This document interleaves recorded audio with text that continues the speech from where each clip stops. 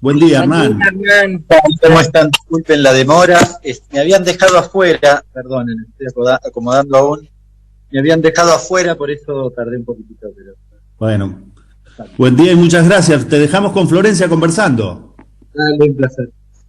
Bueno, estaba introduciendo el último informe de CEPA, donde se habla de la transferencia de la coparticipación a las provincias, y estamos hablando del caso puntual de Mendoza, en donde en el total de los recursos de la provincia, el 60% viene de recursos de coparticipación. ¿Cómo ves estos comportamientos, vos ya a nivel macro, desde Nación a las provincias, y cómo se comporta esto, si has visto algún detalle, algo que haya que remarcar en alguna provincia en particular? A ver, la coparticipación es sencillamente un mecanismo de transferencia de recursos vinculado a determinados impuestos. Cada impuesto tiene en su articulado una distribución de los recursos que genera. Por ejemplo, el IVA dice, bueno, tan porcentaje corresponde a las provincias. Y lo único que hace la ley de coparticipación es distribuirla con un porcentual relacionado con cada una de ellas. Son automáticas, se hace de manera diaria esa transferencia, así que acá no hay ningún tipo de arbitrariedad, al menos en los recursos de coparticipación. Dicho esto, lo que nosotros venimos viendo en términos generales es que hay una recuperación muy significativa de los recursos de transferencia de coparticipación, también de los recursos propios, vale decirlo. Los recursos de transferencia de coparticipación son básicamente IVA, ganancias y bienes personales. Es el 10º mes consecutivo que da positivo en términos reales, es decir, que la recaudación le gana la inflación. En este último mes salió aproximadamente 6,3% en términos reales, es decir, le ganó cómodamente, pero menos que el mes pasado. El mes pasado había tenido el gran beneficio, si se quiere, entrecomillado, de haber comparado contra abril del año pasado, que era el peor mes de la pandemia, claramente, así que los datos dieron cerca de 40% en términos reales, un número sideral. Este mes se modera esa suba, probablemente no solo porque el mayo del año pasado fue un poco mejor, sino también porque este mayo tuvo efecto en parte la restricción. Yo te diría que es el primer indicador que empieza a mostrar algo del efecto de las restricciones. Digo algo porque no todo está relacionado con el mes de mayo. Digamos, cuando uno recauda, o en la recaudación, las transferencias de coparticipación del mes de mayo, tenés una parte que es facturación de abril, o está relacionada con facturación de abril, y otra parte que tiene que ver, por ejemplo, en el caso de ganancia, con el adelantamiento o las cuotas de ganancias correspondientes a ese mes. O sea, tenés una especie de mezcla, y en ese sentido, de todas formas, se ve una moderación del crecimiento, esto que decía al inicio.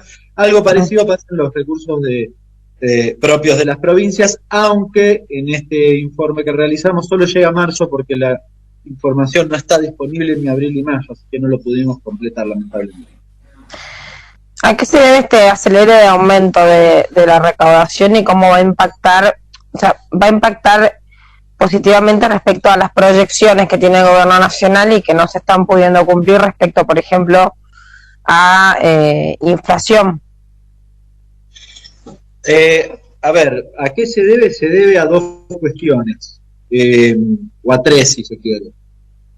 El aumento de la recaudación nominal. Una parte de esa recaudación está relacionada, o del beneficio comparativo está relacionado de nuevo con lo que sucedió, como las comparaciones son interanuales, con lo que sucedió en el mismo mes del año anterior. De mayo contra mayo, me muestra que este mayo fue mucho mejor, y sí, la verdad que uno imagina y dice, sí, la verdad que... En términos nominales, además hay un efecto de la inflación. Ahora, en los datos que yo mencionaba, lo estoy hablando en términos reales, es decir, le estoy quitando el efecto de la inflación, así que eso lo deberíamos eliminar. Y en tercer lugar, hay una reactivación de la economía respecto de ese mismo mes del año anterior. Esto es una verdad de perogrullo, no hay mucha discusión al respecto. En términos presupuestarios, está bien la mención, porque hay mucha gente diciendo, bueno, no se va a cumplir el 29, no se va a cumplir el 29, y yo vengo repitiendo desde hace varios meses que de todas formas el presupuesto no deja de ser una referencia, y digamos, en variaciones relativamente razonables, es decir, si la inflación es 35 a 38, El propio presupuesto tiene mecanismos de ajuste de las propias partidas. Cuando digo ajuste de las propias partidas, Claro. ¿a qué me refiero? A que la recaudación también está moviéndose muy por encima de lo previsto en el presupuesto. Y diría incluso con mejor rendimiento que lo previsto en el presupuesto. Porque en el presupuesto, si vos tenías una inflación del 29, supongamos que ahora es proyectada, ¿cuánto? ¿40? Bueno, de todas formas, la recaudación en términos reales le está ganando y le está ganando mucho. Dicho de otro modo, está recomponiendo los erarios provinciales de manera significativa. A mí la preocupación de las restricciones actuales están relacionadas con cuánto es el efecto que tienen las restricciones actuales sobre esa cuestión, porque tenés una recuperación de estos guarismos realmente muy significativa que te ayudaría a ordenar buena parte de los problemas fiscales que tenés. Hernán, a propósito de lo que mencionás de las restricciones, en el caso de Mendoza, la situación más o la condición a quien más afecta esto es básicamente al turismo y luego turismo y gastronomía, pero no así en otras actividades, porque en Mendoza, como ustedes saben, el PBG de Mendoza es petróleo, vino y otras actividades que ninguna de esas está restringida. ¿En cuánto afecta esto a la recaudación en general y sobre todo de los impuestos coparticipables? La pregunta es muy buena.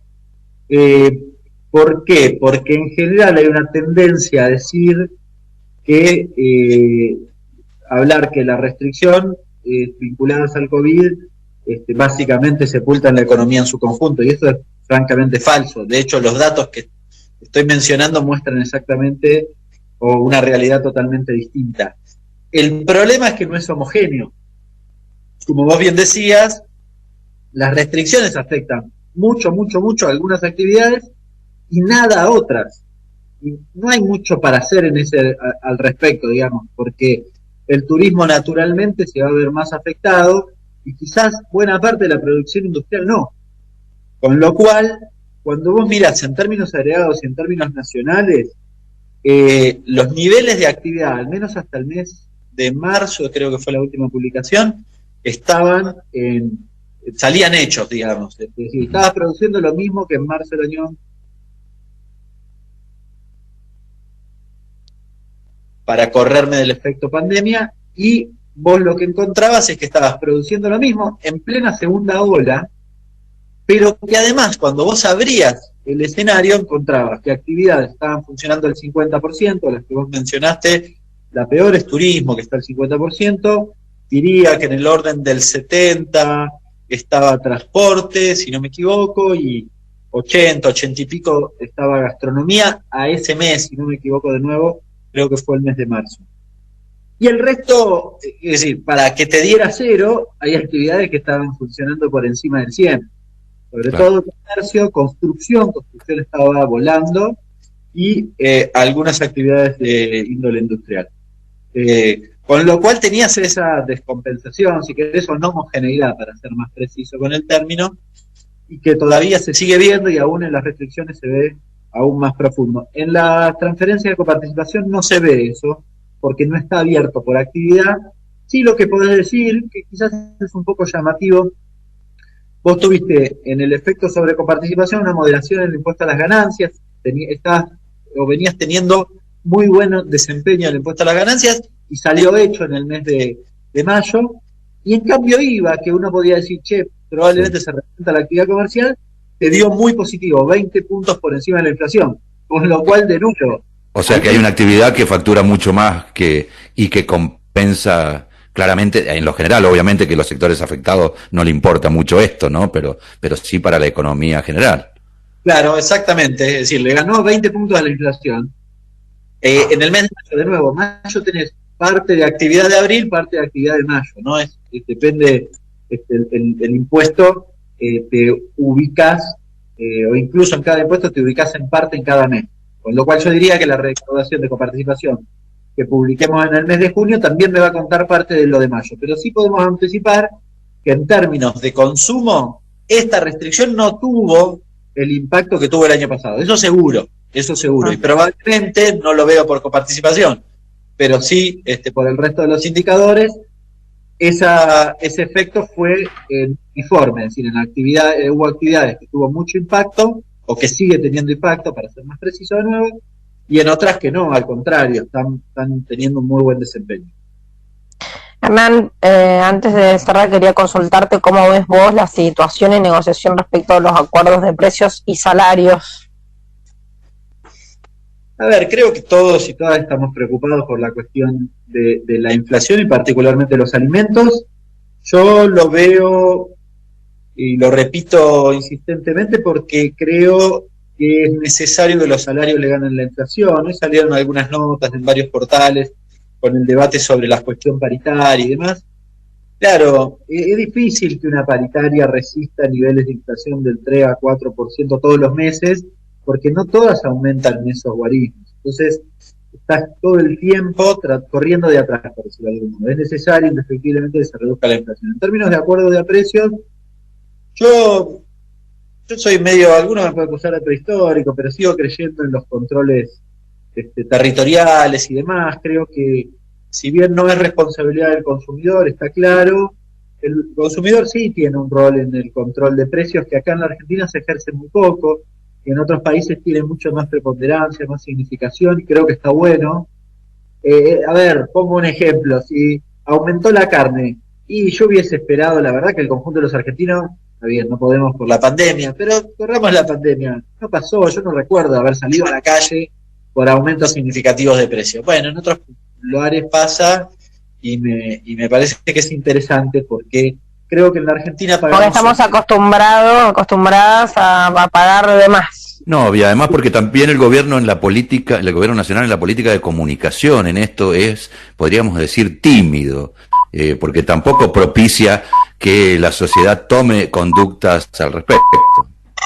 Eso lo comparto, yo por eso digo, alguno me puede acusar de prehistórico desde cualquier espectro ideológico, pero creo que eso es una herramienta muy importante, no solo por el control en sí territorial, sino por lo que significa de cara a la sociedad, en un escenario donde además hay mucha confusión. Está muy bien lo que decís, Ariel, respecto de la comunicación. Yo hoy leía en la tapa del diario, acá lo tengo, en el cronista, el titular de la Sociedad Rural dice: hay que sacar un poco el pie del impuesto, las retenciones son totalmente distorsivas.